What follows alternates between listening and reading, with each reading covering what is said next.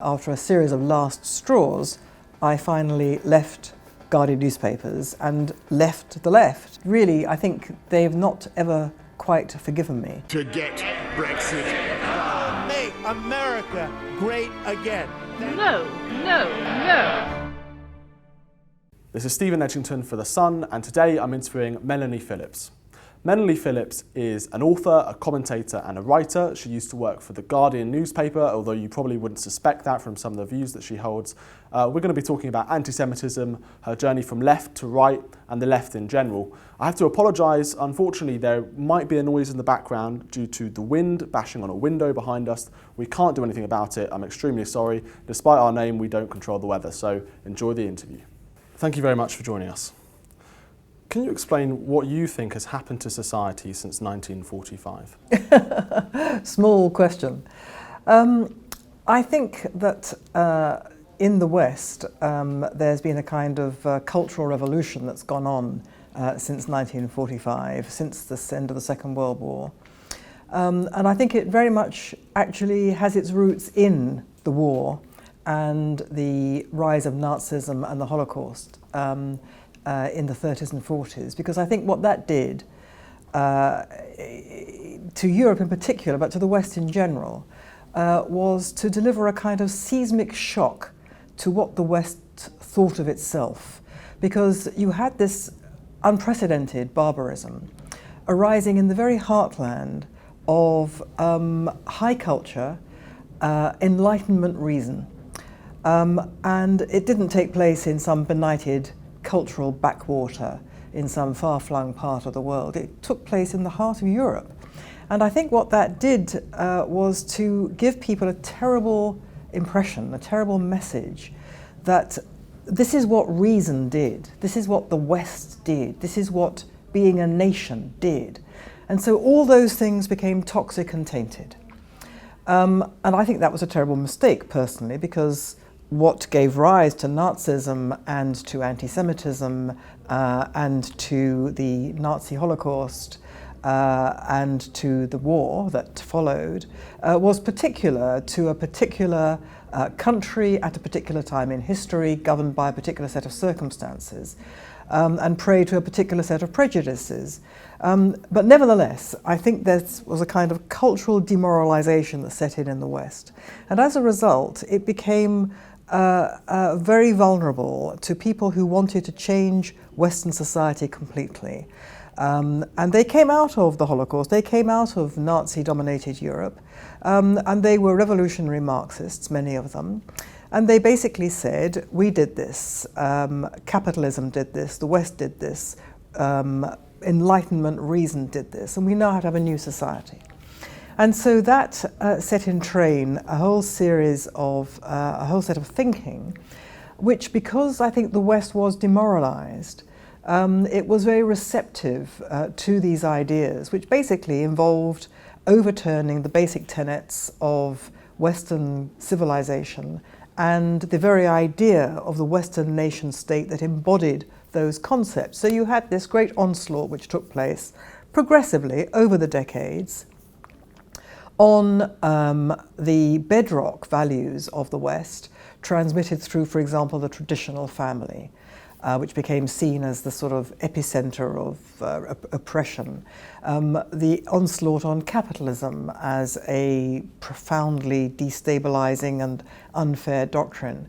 And the onslaught on education. Education is the transmission of a culture down through the generations. And I remember sitting through debates in the 80s and 90s in Britain, in which the received wisdom in the higher reaches of the education system was that you could not transmit the culture anymore down through the generations, because the culture was fundamentally rotten. It was fundamentally racist, it was white, it was colonialist, it was defined by colonialism, exploitation, capitalism. It had done down the poor at home and the benighted masses abroad, and consequently it needed to be completely revised and overthrown, and consequently you couldn't teach that to children. You had to teach them instead that they were born into a culture that was itself born in sin. And I remember those debates, and there was the people who objected to this as being ahistorical, false, malevolent, destructive, were just howled down as being, they would say that, wouldn't they? They are white, they are capitalist, they are the powerful. And so you had this destruction of the bedrock values of the West, and even more profoundly, you had a destruction, again, in the higher reaches of the universities, at the intelligentsia. You had the destruction of the very idea of truth itself, and this is how this worked. Again, arising from the experience of Nazi authoritarianism, Nazi totalitarianism, there arose a way of thinking which said any kind of external authority is authoritarian. It's an intrusion on our personal freedom and has to be resisted. The only thing that now matters, the only thing that counts, is how we ourselves create our own lives. So what matters more than anything else is how we believe ourselves to be. What I think matters more than what you think. You cannot tell me I am wrong, because my view is the same as your view. There's no hierarchy of views. There can be no hierarchy of opinion, of values, of culture. Nothing can be better or worse than anything else. No one's lifestyle can be better or worse than anyone else. No one's family background can be better or worse than anyone else. No one's national culture or religion can be better or worse than anyone else. If you say that it is better or worse than anyone else's, then you're racist. So as a result, liberal society could no longer say that it was better than illiberal society. We could no longer say it was better, objectively better, to have a society based on ideas of equality between men and women, freedom of religion, and all the rest of it, because that was racist, because it distinguished us from those countries which didn't have that. So what mattered was how I felt was what was true. What I feel myself to think, what I feel, and my feelings, my emotions, are more important than any facts. Because I create my own reality. And as a result of that, you had an erosion of the idea of objective truth. Objectivity went out the window. You couldn't have objectivity. You couldn't have rules of evidence. You couldn't have any rules. What I say is true is as true as what you say is true. It's all relative. And consequently, the world, as recreated along these lines, no longer understood the difference between truth and lies. And consequently, it accepted lies as truth. It was even worse than this, because in this great drive to get rid of any kind of external authority, biblical morality, of course, went out the window. And biblical morality was regarded as a grotesque intrusion onto personal freedom. And also it was based on the Bible, and who cared about the Bible? It was all magical, superstitious, mumbo-jumbo, only believed by idiots and imbeciles. That's what we've been told the last half century. And so biblical morality went out, and in came man-made morality, which was basically ideology, the power of the idea. And these ideologies were all basically designed to produce a kind of perfect world.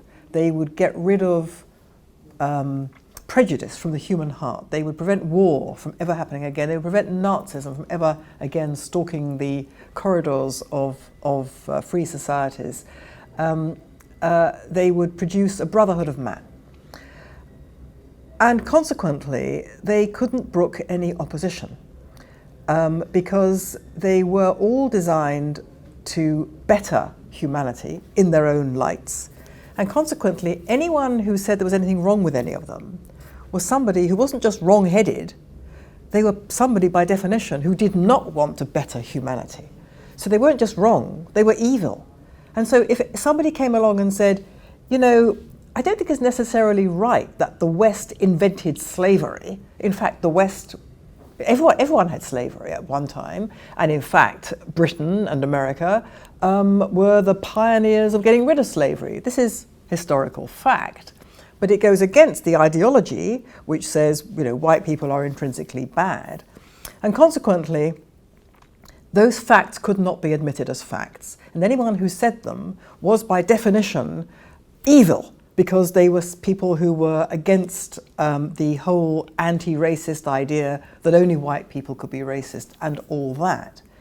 And consequently, you had a situation arising, which we're living through, having sown the wind, we're reaping the whirlwind through identity politics, victim culture, woke stuff, and all that, in which the power of the idea was absolute. It could not be gainsaid. And consequently, anyone who opposed it had to be treated as somebody who had to be shut down as being evil. And it's an amazing thing that in getting rid of biblical religion, what we've done by substituting man-made ideologies is produce something that's very, very similar to the very worst excesses of medieval religions. You have a dogma, you have a catechism. The dogma cannot be challenged. It must be enforced. Anybody who opposes it is a heretic who must be burned at the stake. Now, we don't burn people physically at the stake anymore, but we burn them in other ways. We deprive them of their livelihoods. We prevent them from being promoted. We prevent them from having their friends. We treat them as social pariahs and outcasts, and that's what we've done.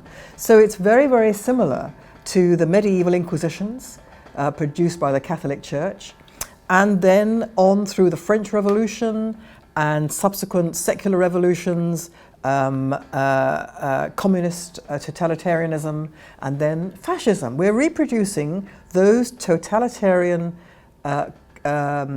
cultures in a secular form, and on the basis that this is supposed to produce a better world, a freer world, a kinder, gentler world, in response to all those terrible things that happened in the past. We've gone full circle. I feel like we've just conducted the whole interview there in one question. We can all pack up and go. I want to go back to something you mentioned there about objective truth. Now, you talk about personal experiences sort of triumphing over fact in that sense. But I do want to ask about your own personal experiences. Hopefully this won't triumph over fact. Hopefully we can keep it based in reality. You were deeply entrenched in understanding all of these so-called postmodern ideas that you've just described there so eloquently, because you used to work for The Guardian for a very long time.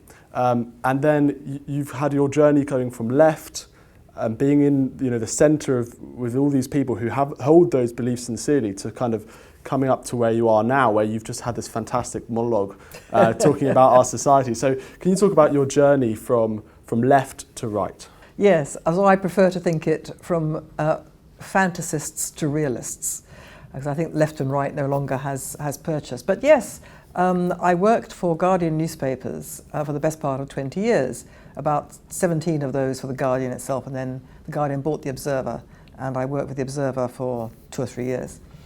As I have often said to my former Guardian colleagues, and amazingly they don't seem to like it when I say this very much, The Guardian made me what I am today, because I was exposed to ideas which I thought were ideas that I shared, and I thought that I was in the company of people who were like me, and I discovered, or I came to the conclusion, that they weren't like me. And there were many stages along this journey.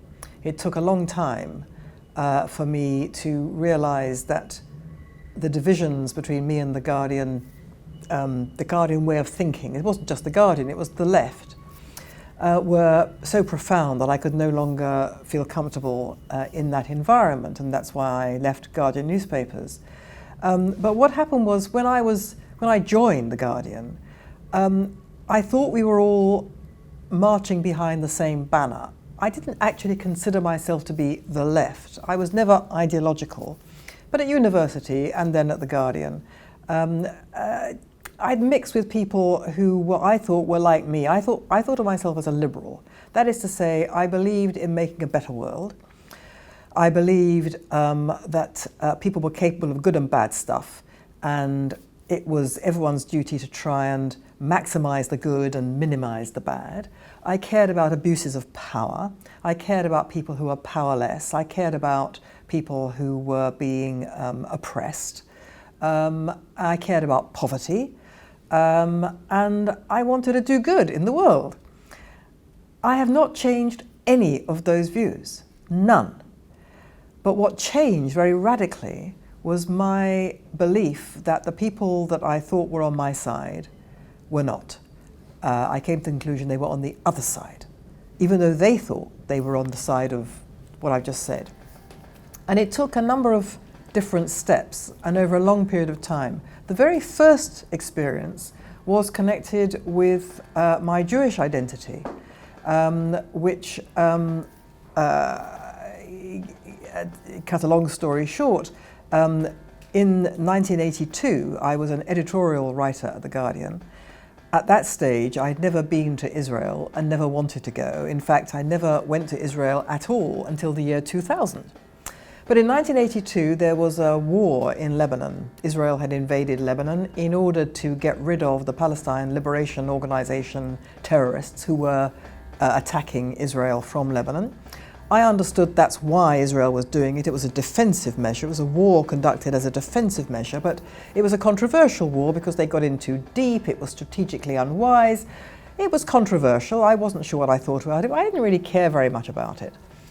But I was dismayed to find, and astonished to find, something which I now take to be, I'm afraid, the norm in Britain, but at the time it was a shock to me in 1982, that when Israel went into Lebanon in this war, out of the woodwork, or so it seemed, came the most astonishing degree of venom and prejudice, not just against Israel, but against Jews. So against Israel, Israel was described as a Nazi state. It was described as the aggressor, the oppressor. Okay, so it was a controversial war. I didn't think I necessarily agreed with what it was doing, but it wasn't a Nazi state. I mean, that's grotesque. And, you know, it was trying to defend itself, and yet it was being presented backwards. So this troubled me a great deal. And then associated with that was stuff that came out in a kind of social situation, that any Jew was considered suspect for sticking up for Israel. You're all together. You're all basically a clan. And I'd never been to Israel. It wasn't in my mind. I didn't think like that. And I thought, this is just sheer anti-Semitism. Where has this come from? I was perplexed. So I was also troubled by what I consider to be the disproportionate attention being paid to this by The Guardian. At that time, President Assad, the father, that is to say the father of the current President Assad of Syria, there was a significant massacre which went on over the period of, I don't know, a few days, couple of weeks. Something between 15 and 40,000 people were killed in this massacre. I think they were what we would now call Islamic extremists. I don't know what they were, but I've forgotten what they were, but they were people that President Assad of Syria wanted killed. And there was a major atrocity against them. And at The Guardian, this was covered, but it was a routine story. It was on the forum pages. It was, you know, a bit of comment, but nothing much. Whereas if Israel in Lebanon killed a single Palestinian, it was front page story. There was a furious editorial. There were steaming op-eds. This is a dreadful thing, a dreadful country. What they're doing, they're aggressive. Eons of it. I mean, just so much stuff. So in the leader conference, in the editorial conference one day, in all innocence and naivety, I said to my colleagues, we seem to have a kind of double standard here. What's going on? And they all looked at me. The whole room looked at me. And I realized that I crossed a line. And I had no idea what the line was that I crossed or what I'd done. But I realized that I was no longer on the same side of the line. And they said, well, of course there's a double standard. I mean, here in the West, we are brought up to respect human life. In the developing world, they're not brought up to respect human life. Human life is cheap. So we can't judge them by our standards. that would be racism. We judge you, and I became you. Never been to Israel, but I was a Jew, and I was saying, why are we treating Israel differently? So I became immediately, they're on the wrong side of the line. So they said, we do you the great honor of considering that you are like us. You believe in the sanctity of life, so we judge you by our standards, but we can't judge them by our standards. That's racism. And I said, what? You're telling me that if somebody's born, unfortunate enough to be born into the developing world, they're not entitled to the same expectations of life and liberty that we are? To me, that's racism. And then they said, why are you so upset? I mean, after all, they said, you tell us that you are morally superior to us. And at that point, I realized that I was in the presence of anti-Semites. These were people that I thought were on my side against racial prejudice, for the betterment of humanity, against all prejudice, standing up for truth and fairness and good things. And they were telling me that the developing world, massacres in the developing world should not be covered as much as anything that the West did, because those people were not brought up with the same standards that we were. To me, this showed that they were racist and anti-Semites. And at that point, I realized that we were on different sides. They were spouting what I was spouting, my ideals were being spouted by them, but they were on the other side of those ideals. So this changed my view, but it took me a very long time to really split. And what happened was, I didn't split from them. They decided that I was just absolutely beyond the pale. What were my crimes? My first crime in the 80s was to say, and to write, that something was going badly wrong with education, which could not be laid at the door of the then Prime Minister Margaret Thatcher. It was not simply because she was an odious conservative who was cutting money and getting rid of all good stuff. Something was going wrong with teaching. And overnight, I became right-wing. Overnight. My colleagues came in the next morning and said, have you gone mad? This is the Daily Mail. And again, I didn't really understand what they were talking about, but then reaction poured in. And I observed that while the entire education establishment and Guardian reading establishment was telling me that I was being right-wing and appalling and dreadful, and how could I say this, and it was mad, and it bore no relation to reality, there were parents and dissident teachers and education psychologists who were starting to give me information, and they said, you have no idea how bad this is. And they were giving me information about the unteaching of their children, how children were deliberately not being taught to read, because somehow being taught to read was a tool of oppression, but were being told they could read. I mean, it was a nightmare scenario that unfolded. The more information I got, the more I wrote. The more I wrote, the more I got this reaction. The more I got the reaction, the more information I got, and the more I realized something was going badly wrong here. Then I moved on to other, even more toxic subjects, such as family breakdown. I took the view that family breakdown, as we then called it in those days of innocence, family breakdown was a tragedy or an unfortunate occurrence, best avoided if possible. It happened. Sometimes there was no alternative. Families would have to split. But the consequences for everybody, especially the children, were very, very bad. And they could be alleviated, and were alleviated in many cases by parents doing their best for their children, absolutely. But best avoided if possible. And I came head up in collision against a feminist doctrine which said, we have to do without men.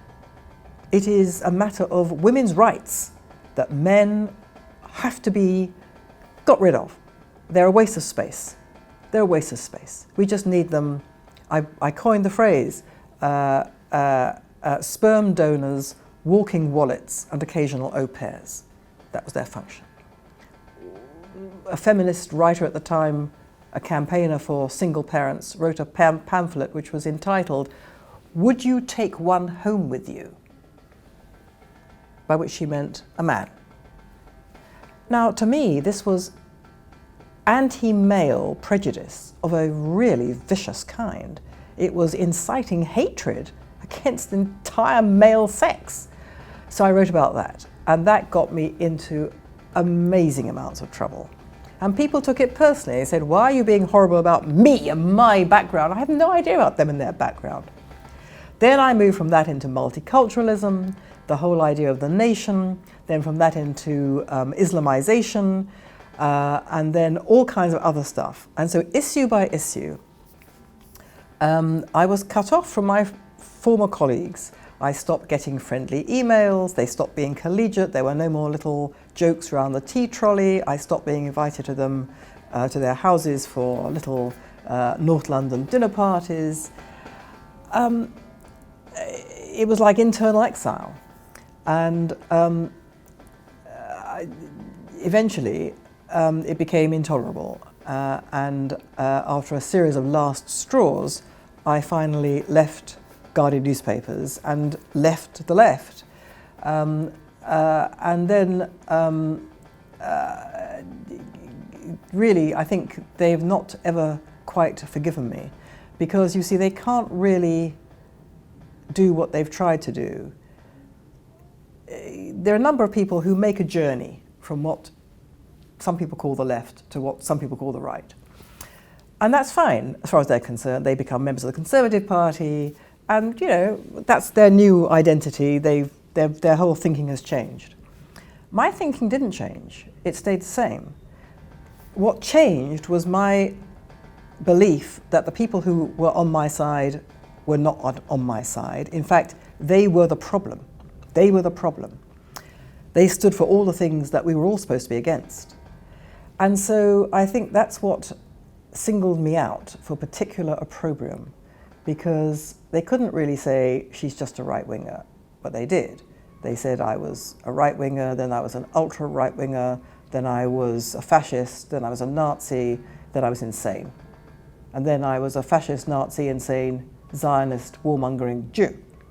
Okay, but the real problem is that they know that I know that they are fraudulent in what they're saying, that what they purport to be, which is anti-racist, for all good things, is the opposite of the case. And I can call them out on that because I know how they think.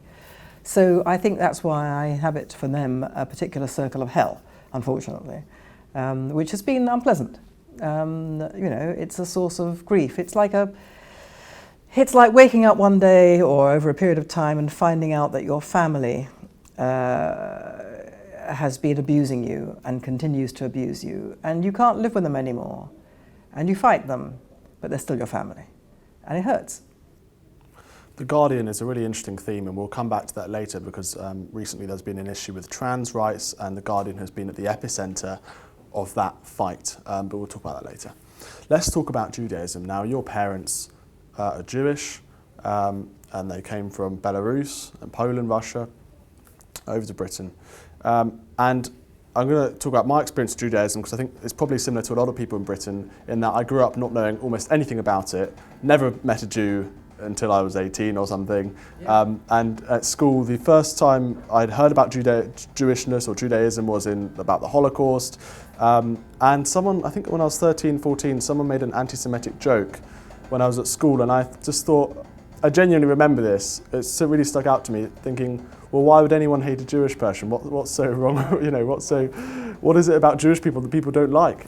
And I never could quite get my head around that. And now, being in journalism, being in politics, you see so much anti-Semitism recently with Jeremy Corbyn, for example, and the rise of anti-Semitism within Britain. And a lot of that comes from the left. Now, historically, it's come from the right, but recently, and you've experienced this, you've talked about that experience at The Guardian, about that coming from the left. Why does it come from the left, and why has it grown so much, or has it been allowed to grow in British politics in the last few years? Yes, well, first of all, on my own background, my parents were both born in Britain. My maternal and paternal grandparents and great-grandparents variously came from Belarus and Poland. Well, my maternal grandparents were actually born in Britain, so that's one generation back. And I was brought up in at the time, conventional British Jewish family. We observed the rules of kosher. We were kosher at home. And my parents didn't go to the synagogue very often. They went on the most important festivals of the year, but apart from that they didn't. We didn't observe the Sabbath as Orthodox Jews do. They observe it very strictly. So it was a kind of mixed, in terms of observance, it was a bit mixed, but that was quite typical of British Jews at the time. But what I was brought up with was a very, very, very strong sense of Jewish identity and of separateness.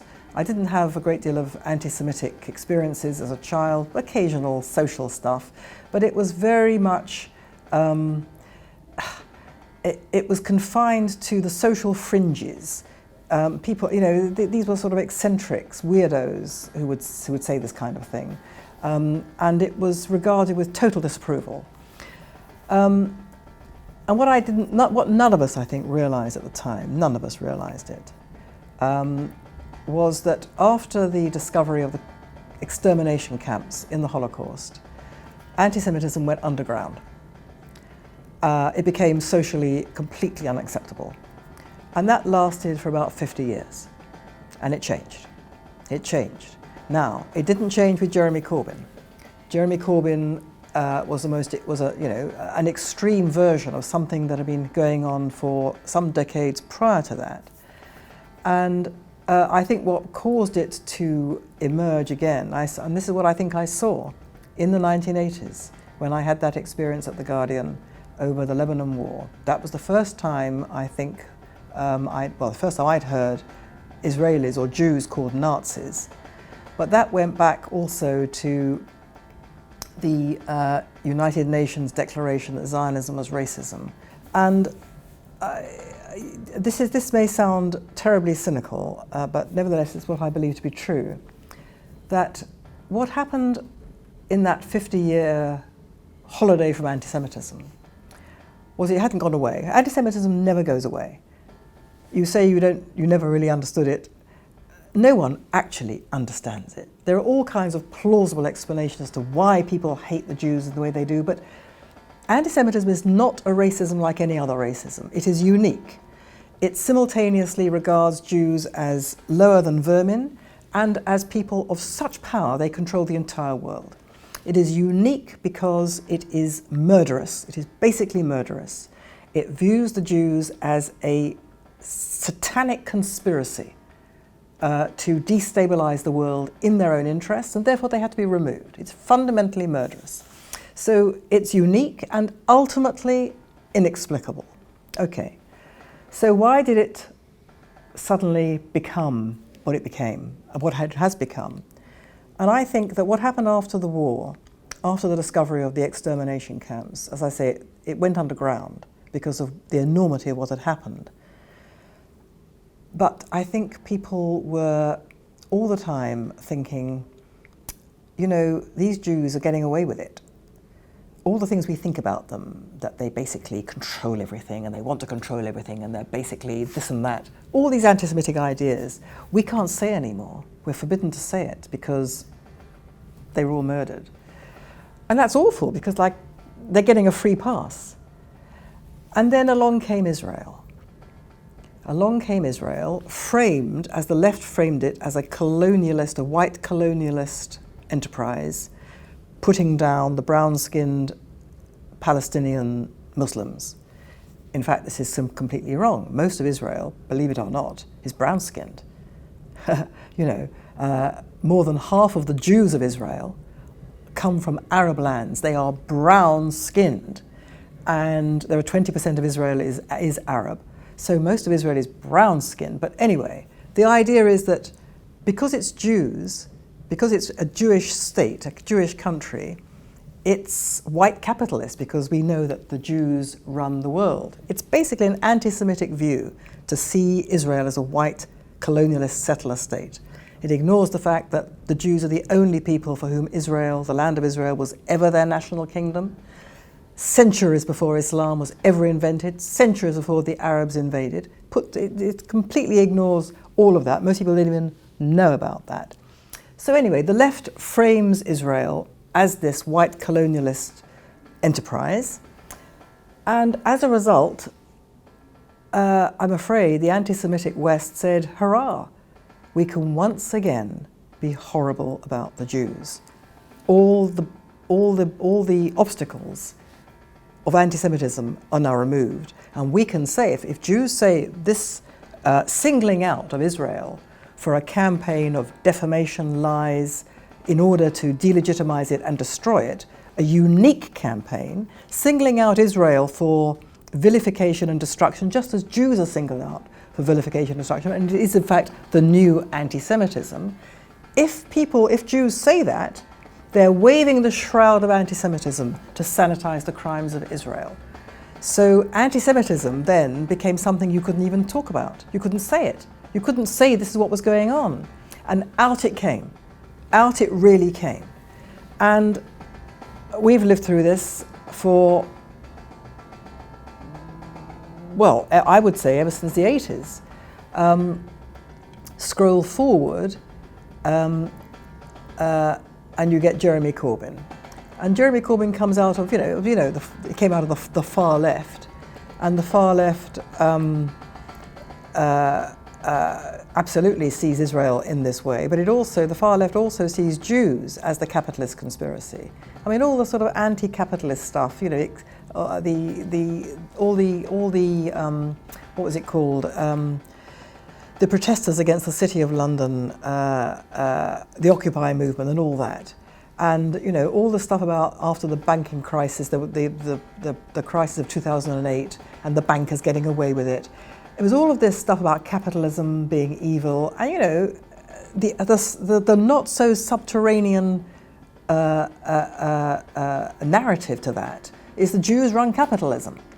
So it wasn't surprising that the far left was absolutely shameless in hitting Israel in the way that it was, in demonizing Israel, but in anti-Semitic terms and talking about Jews generally, and getting away with it, because now all bets were off. Anti-Semitism was no longer the thing that could never be accepted in polite society, because it could be framed as, we're not being anti-Jew, we're being anti-Israel. So I think that's been the great cover and the great reason why it has been allowed to take over, because even people of goodwill who are genuinely horrified by the overt anti-Semitism, framing Jews as being beyond the pale, they can't deal with this because they can't unpick the Israel Zionist element, because they themselves share part of that thinking. So, even if Keir Starmer becomes leader of the Labour Party, I'm sure he's an absolutely decent man. I'm absolutely certain of it. He doesn't have anti-Semitic views. He's not of the far left. But he's going to find it, I would say, overwhelmingly difficult to rid his party of this. Because it's not just Corbyn, it's not just the extreme left, it's not even just Labour. The Lib Dems are riddled with it. The whole of the progressive side of politics is riddled with this. And it's a very profound thing. But it is, as you suggest, as a phenomenon, people are remarking on the fact that it's something that has been associated with the far right, with Nazis in jackboots, and now it's the left. But I'm afraid people who think that are also being ahistorical. The left has always been profoundly anti-Jew. Karl Marx, who was born a Jew, converted, I believe, to Protestantism. His ideal society, as he set out in his writings, his ideal society had to be free of Jews. He wrote against Jews in the most vicious way.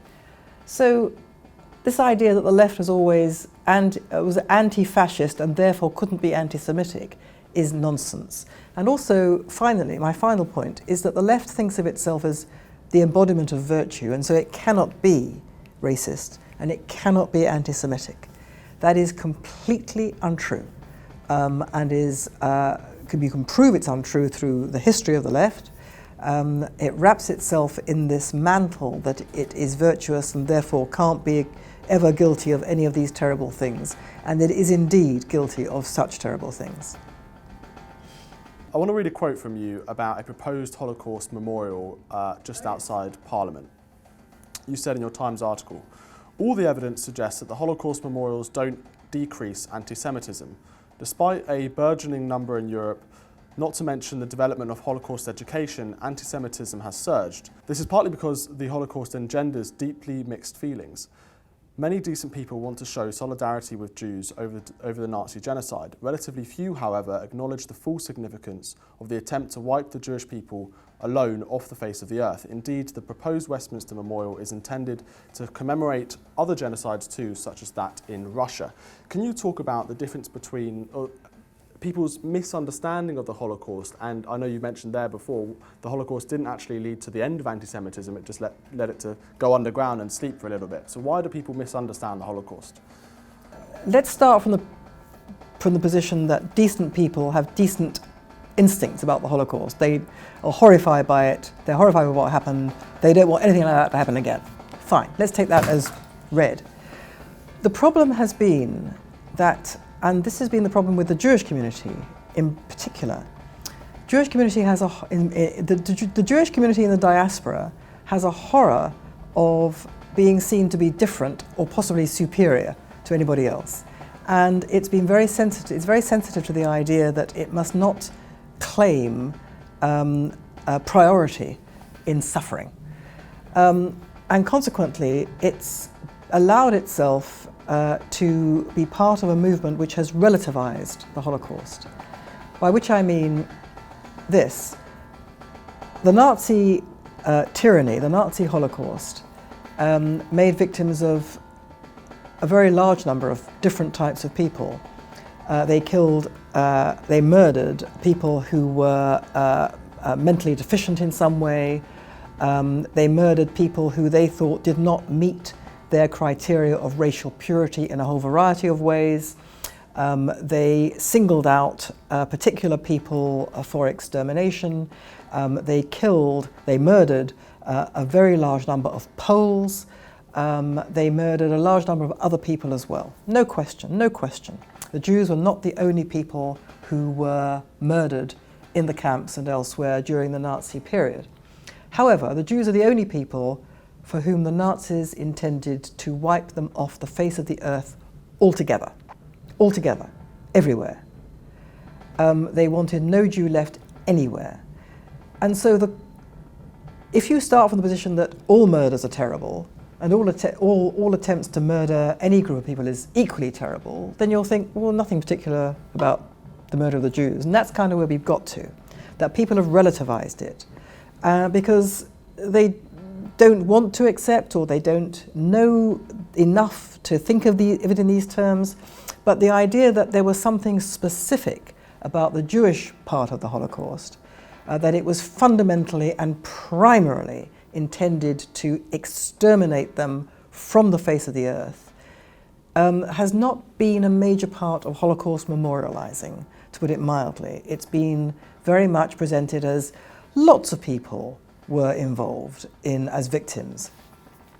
Again, to be clear, I'm not saying for a moment those people should not be memorialized, but what's been lost is the uniqueness of the specific identification of the Jews alone as having to be removed from the face of the earth.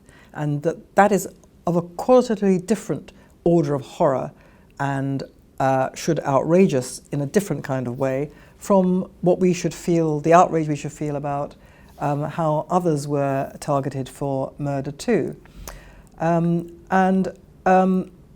That's one reason why I think that Holocaust memorializing has not actually done what it's intended to do, which is to kind of inoculate these countries against anti-Semitism and against all racism. And that's because I think it's not just because these memorials don't identify the Jewish bit. It's because it's all wrapped up also with this idea that, you know, the Holocaust arose because of nationalism, and therefore, to get rid of nationalism, you have to get rid of the nation. I mean, you have to unpick all this. You have to go back to why the Holocaust happened in Germany, why Nazism decided that the Jews had to be exterminated. And we don't have time to go into the reasons for that. It's complicated. Ultimately, again, there's an element which I think no one really understands. But my point is really that the world has not taught itself the true lessons of the Holocaust. Why it happened. Why the Jews. They've not taught themselves that it wasn't racism, it wasn't prejudice, it wasn't dislike, it was a madness. It's literally a derangement. It's a derangement of reason. And until you start from that perspective, you can't really get your head round what happened. And the other thing that has not prevented anti-Semitism from recurring is that, and again, something that I find slightly difficult about Holocaust memorials. Yes, we have to have them. You know, it's right that we should memorialize this terrible thing that happened. But what people have never been taught is what the Jews were and are, what Judaism is. They've never been taught about the culture and the civilization that was exterminated, what it was like, what value it had, what life it had, what learning it had, what was lost. What was lost was not that we should commemorate the fact that it was lost, we should commemorate what it was. Because people don't understand what Judaism is. They have no idea. Most people, I mean, there are 15 million maximum Jews in the world out of 8 billion people? Most people have never met a Jew in their lives. They have no idea what a Jew is, no idea what Judaism is, no idea what Jewish history is, no idea what these people are. I mean, they have absolutely not a clue. So if there's this thing called anti-Semitism, which is hatred of Jews, how on earth can we begin to even address it if no one even knows what Jews are or Judaism is? So that's what's been missed. That, you know, we shouldn't just be memorializing the death of a people. We should be educating about what it is and about its life, which continues in the most extraordinary way. So I think all those reasons are why I have difficulty with the whole issue of Jewish memorials, and as far as the one in Westminster is concerned, it's a more practical thing. I just think it's the wrong place for it. I think it's you know, and it's being the particular site that's been identified has been identified for understandable but I think misguided reasons. I've interviewed a lot of Jewish people in the last couple of years, Holocaust survivors, Jewish teachers, lecturers, and it's fascinating. They all say almost the exact same thing. We're never going to get rid of anti-Semitism until people understand what Jews are. And as I said earlier, that isn't taught. I mean, I wasn't taught it, and it's really, really interesting. So hopefully everyone go look up what are Jews. Thank you very much for joining us. That's entirely my pleasure. If I could just be permitted a small plug, because we've been talking about my background and my changing views, and your viewers might like to know that I actually written an entire little memoir about this. It's not very long, but it's called Guardian Angel, My Journey from Leftism to Sanity, and you can find it on Amazon.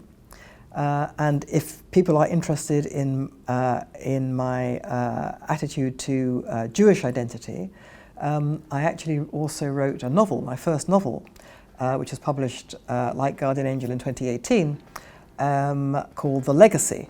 And that is about fractured identity, fractured Jewish-British identity, the enduring power of anti-Semitism, and the force of history, which none of us can deny. So you might be interested, your viewers might be interested in those two books, which you can get. Unfortunately, you can't buy them in bookshops here, but you can get them on Amazon. Fantastic. Okay, thank you very much. Thank you for your time.